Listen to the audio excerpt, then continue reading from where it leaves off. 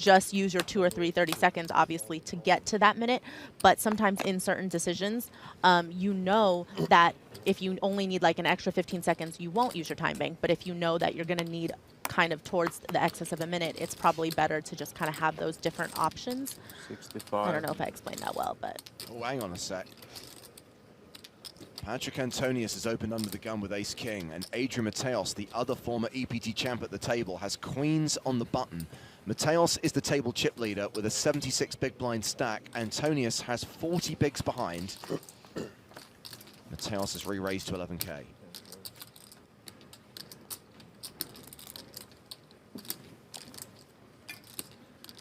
I don't think we're going to see Antonius do anything else other than shove over his 3-bet given the stack sizes.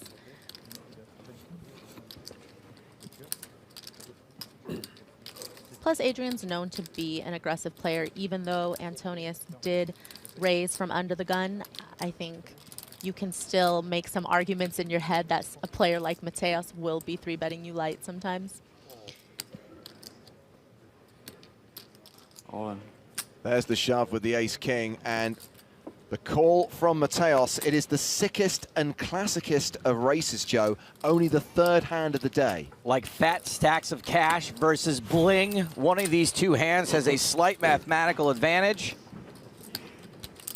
Patrik, the player at risk and the slight underdog in this situation. He needs to hit, or we lose the monumentally attractive, although slightly tired-looking Patrik Antonius.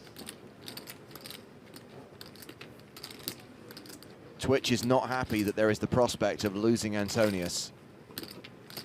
I feel like we just get a glimpse of him every year. Not the flop he was looking for.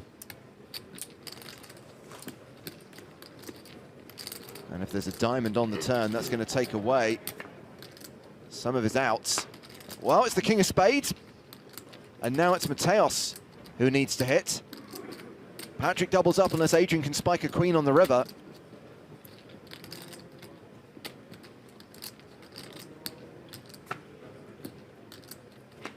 There's a 6.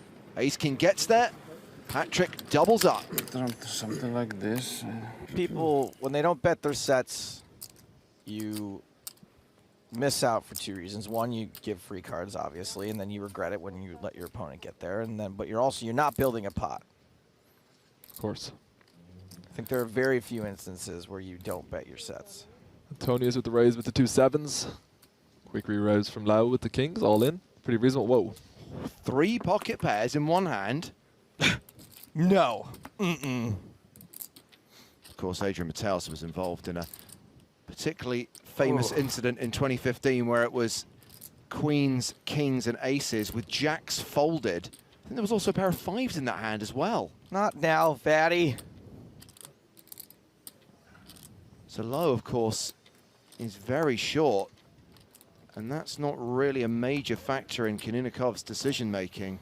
Wow, does he fold the 9s? I'm pretty impressed by that fold. I think Antonius is just going to have to call here. 12 not big blinds, 2 7s. Not going to be able to fold.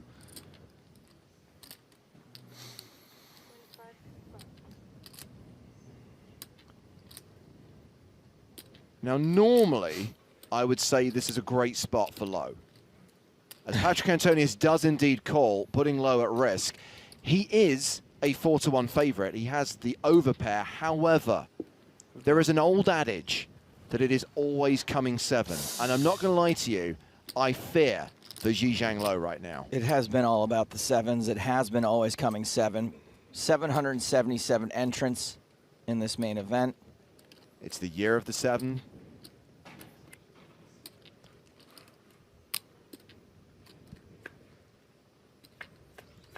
The flop does not have a 7 on it.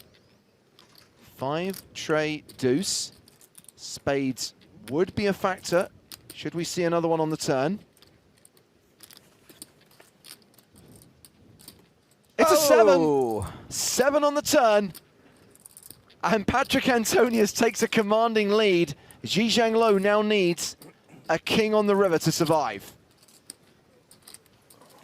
It is always coming 7.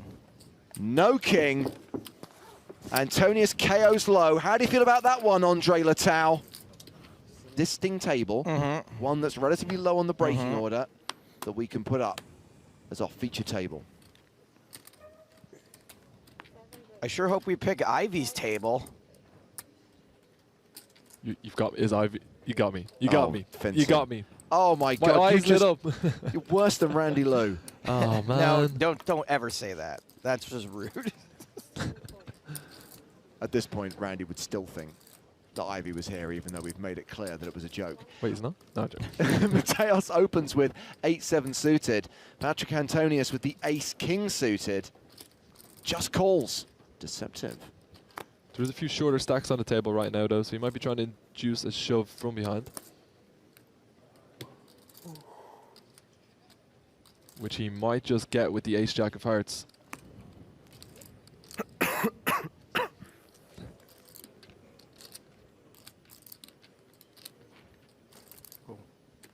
Wow, just calls with the ace-jack of hearts.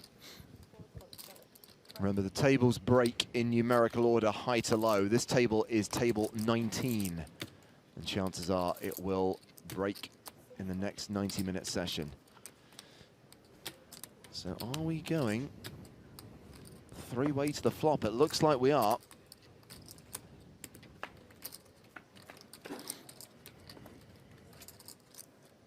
And that flop is relatively low, 10-5-4. What is it, Joe? Just trying to see if he's single or double gutted. It's single gutted. He needs a 6 for a straight, nothing else. Right. But a 9 makes him triple gutted. Well, if a jack came, he'd have the 2 good shots. He'd have the double gut shot. Can't imagine Antonius is ever folding this flop against Mateos. 2 overcards, backdoor nut flush draw. If an ace or king comes, Mateos could certainly start barreling on it. A guy wrote me a very angry tweet one time because I referred to a gut shot as a gutter ball. It's very reasonable to call it a gutter ball, I feel. It is a gut shot, not a gutter ball. Hey, look at that. Antonius now with the nut flush draw and a gut shot straight draw. Now Mateos is double gutted. Just to be clear, I'm crushing you. It's not our decision to break the table.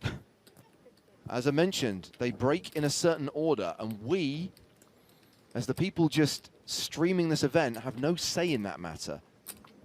Sometimes we get lucky, sometimes we don't. But what would be really awful is if the staff said, well, we're breaking high to low, but you know what, we'll keep table 19 as it is because that's the one on the stage. Ooh, no. Not fair for the players involved at all.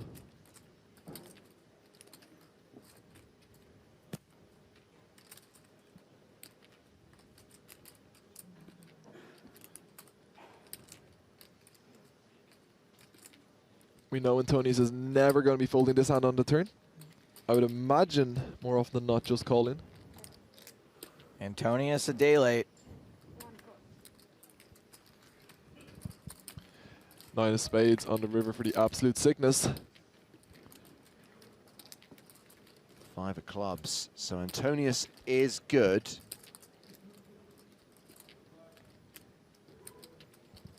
The nut nothing.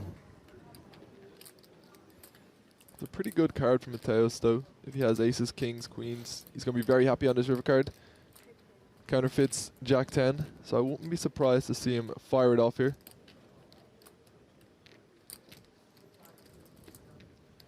Check from Mateos. Antonius checks behind and wins the pot. It was 103,000 in the middle by the end of that hand. Antonius adding 56.5K to his stack, retaking the table chip lead.